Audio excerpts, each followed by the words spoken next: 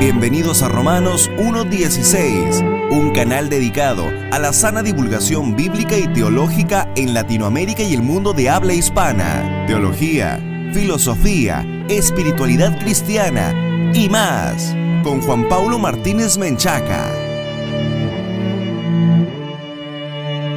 Bienvenidos, estimados amigos y patrocinadores, a un nuevo programa de el podcast de Romanos 1:16. Yo soy JP Martínez. Muchas gracias por estar conectados con nosotros. El día de hoy vamos a hablar en este programa acerca de qué es la sana doctrina. A mí me hacen esta pregunta de manera recurrente: hermano, ¿sabes dónde hay una iglesia de sana doctrina en tal lugar, en tal ciudad, en tal estado? ¿Me puedes ayudar? Porque en el lugar en donde yo vivo no hay ninguna iglesia de sana doctrina. Esta pregunta para mí es muy difícil de responder porque en general cuando la gente me dice que necesita encontrar una iglesia de sana doctrina, yo creo saber lo que tienen en mente cuando hablan de sana doctrina y en términos generales se refieren a una iglesia calvinista, reformada, cesacionista, en donde se sigan los estándares que algunos predicadores famosos del mundo reformado pues han establecido. Así que quédate con nosotros en estos minutos porque este programa va a estar de pelos. Pero antes quiero invitarte a que te unas a nuestra gran comunidad en www.patreon.com/JPauloMartínez. Únete con nosotros, accede a recursos exclusivos, pero sobre todo a la oportunidad de estar hombro con nosotros en esta tarea de divulgación bíblica y teológica para la gloria de Dios. Romanos 1:16, el podcast, existe gracias al apoyo de esta gran comunidad de patrocinadores que nos permite seguir adelante en esta sana divulgación en el mundo de habla hispana. También te puedes suscribir a nuestro blog gratuitamente en Substack en www.jpmartinezblog.substack.com. Solamente pones tu correo electrónico y te va a notificar el sistema cada vez que publiquemos algo nuevo. Cuando nosotros hablamos de sana doctrina, tenemos que hacer dos planteamientos. La sana doctrina, estamos acostumbrados a pensar, tiene que ver únicamente con postulados doctrinales. ¿Qué confesión de fe sigues? ¿Qué catecismo sigues? ¿Estás conforme con el catecismo de Heidelberg? ¿Conoces la confesión de fe de Westminster? ¿Conoces los artículos de la Iglesia Anglicana? Etcétera, etcétera.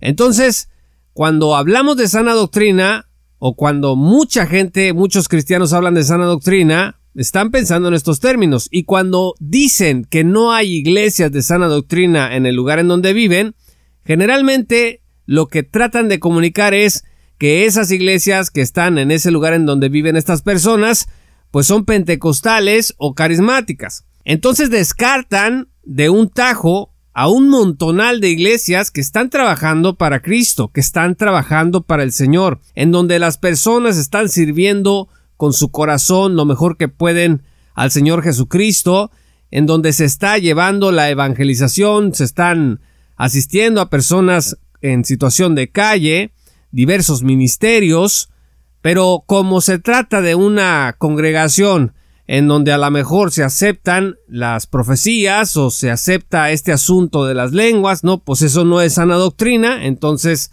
yo no quiero tener nada que ver con esas iglesias que pervierten el evangelio. Así es como he encontrado a mucha gente que lo piensa de esa forma, y este es un problema porque la sana doctrina no nada más se conforma o se refiere a artículos de fe, a declaraciones, confesiones o catecismos. La sana doctrina tiene que ver con la integridad de lo que se practica en las congregaciones. Así que el primer punto para identificar la sana doctrina, pues sí, es el que comúnmente refieren los hermanos y las hermanas interesados en el tema, pues tiene que ver con el consejo de los apóstoles y profetas. Entonces, la primera característica de una doctrina que es sana es que se conforma a lo que dijeron o enseñaron los apóstoles y los profetas. Vamos a 2 Timoteo 1, versículo 13. Dice la Nueva Biblia de las Américas: retén la norma de las sanas palabras que has oído de mí en la fe y el amor en Cristo Jesús. Está clarísimo que el apóstol refiere su enseñanza como sana doctrina. Dice ahí sanas palabras. También podemos ir a 1 Timoteo 4, versículo 6. Allí la Sagrada Escritura dice: al señalar estas cosas a los hermanos, serás un buen ministro de Cristo Jesús, nutrido con las palabras de la fe y de la buena doctrina que has seguido. Aquí el apóstol acababa de hablar con Timoteo acerca de la apostasía que habría de venir y que estuvieran todos listos porque vendrían espíritus engañadores y doctrinas de demonios. Entonces, sana doctrina tiene que ver con conformarse a la enseñanza de los apóstoles y de los profetas. Otro versículo que podemos encontrar también en la segunda epístola a Timoteo es el versículo 3 del capítulo 4. Dice ahí la Sagrada Escritura lo siguiente: porque vendrá tiempo cuando no soportarán la sana doctrina, sino que teniendo comezón de oídos, conforme a sus propios deseos, acumularán para sí maestros, dice el versículo 4, y apartarán sus oídos de la verdad y se volverán a los mitos. Esto está también vinculado con la doctrina, con la enseñanza, con los principios de la fe que apóstoles y profetas enseñaron y que los engañadores vendrían a tergiversar. Un último versículo que podemos citar aquí está en Proverbios 4, versículo 2, porque les doy buena enseñanza, no abandonen mi instrucción. Aquí se empieza a hablar de las instrucciones de un padre. Así que el primer componente de la sana doctrina, o el primer componente que hace sana a una doctrina, es que esta doctrina se conforme a lo que dijeron los apóstoles y los profetas. El segundo componente, muy importante, igual de importante que el primero, y que es el que a muchos creyentes se nos pasa de noche y que no les prestamos atención, es el de que hay que practicar una vida según estas palabras de los apóstoles y de los profetas. Vean ustedes lo que dice 1 Timoteo 1, versículo 10. Ahí el apóstol Pablo está diciendo que la ley ha sido instituida para los transgresores y rebeldes y lista una serie de pecados de inmoralidad. Refiere a secuestradores, a mentirosos, a gente que jura en falso, entre otros. Y dice: y a cualquier otra cosa que sea contraria a la sana doctrina, según el glorioso evangelio del Dios bendito que me ha sido encomendado. Entonces el apóstol aquí está hablando ya de categorías de práctica de pecado. La sana doctrina se rompe cuando usted y yo mentimos, cuando usted y yo robamos, cuando usted y yo cometemos inmoralidades sexuales, cuando usted y yo faltamos el respeto a nuestros padres, etc. Aquí no importa que usted tenga la confesión de fe de Westminster bajo el brazo o tenga el catecismo de Heidelberg debajo de su almohada. Si usted y yo estamos cometiendo estos pecados, estamos practicando, estamos realizando actos contra la ley de Dios, estamos rompiendo la sana doctrina, no estamos practicando la sana doctrina, no somos en ese momento cristianos de sana doctrina. Así que pueden ustedes darse cuenta que este asunto de la sana doctrina, cuando se revisa, encontrará usted que se viola la sana doctrina aún en las iglesias en donde pues nos jactamos de tener confesiones de fe históricas. También veamos lo que dice 1 Timoteo 6, versículo 3. Si alguien enseña una doctrina diferente y no se conforma a las sanas palabras, las de nuestro Señor Jesucristo, y a la doctrina que es conforme a la piedad, dice el versículo 4, está envanecido y nada entiende. Entonces, dice que si no te conformas con las sanas palabras de nuestro Señor Jesucristo, que son conforme a la piedad, pues eres un vanidoso que no entiende nada. Dice que tenemos entonces un interés corrompido en discusiones y contiendas de palabras, de las cuales nacen envidias, pleitos, blasfemias, malas sospechas. Vea usted, donde hay todas estas cosas, no hay sana doctrina. Entonces, sana doctrina no nada más depende de un conjunto de confesiones, de declaraciones de fe, de proposiciones doctrinales, sino que también depende de que se practiquen las cosas que enseñaron los apóstoles y los profetas. De manera que, regresando a lo que decíamos al inicio acerca de la pregunta de ¿conoce usted una iglesia de sana doctrina? Pues eso es difícil de responder, porque si estás buscando una iglesia en donde se acepten ciertas confesiones, pues eso es relativamente sencillo. Simplemente busca las iglesias históricas, en donde en sus documentos oficiales dicen nosotros nos ceñimos a este catecismo, a esta confesión, o en la página de internet de la iglesia o ministerio que se trate, bueno, nosotros creemos esto y esto. No, pues esa es sana doctrina. Pues fíjese que no, porque necesitamos ver de qué manera se practican esas cosas en dichas congregaciones.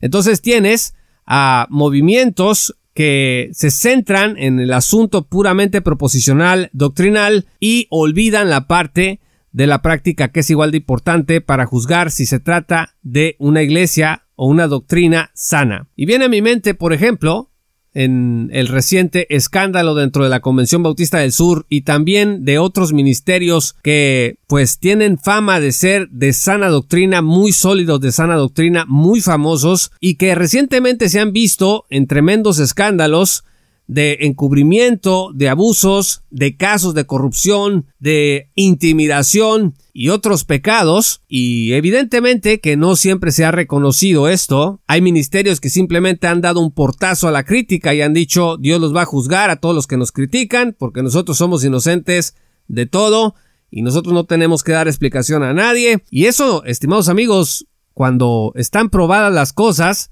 eso no es sana doctrina. Y estos ministerios pues creen en la inerrancia bíblica, son complementaristas, muchos de ellos no permiten que la mujer participe casi de ninguna manera en la congregación, hay inflexibilidad en estos ministerios contra lo que se considera apostasía y herejía, son durísimos al denunciar, dice nosotros hablamos con nombre y apellido porque el apóstol Pablo lo hizo así, creen en la doctrina de la Trinidad, llaman a la pureza sexual, pues muy bien.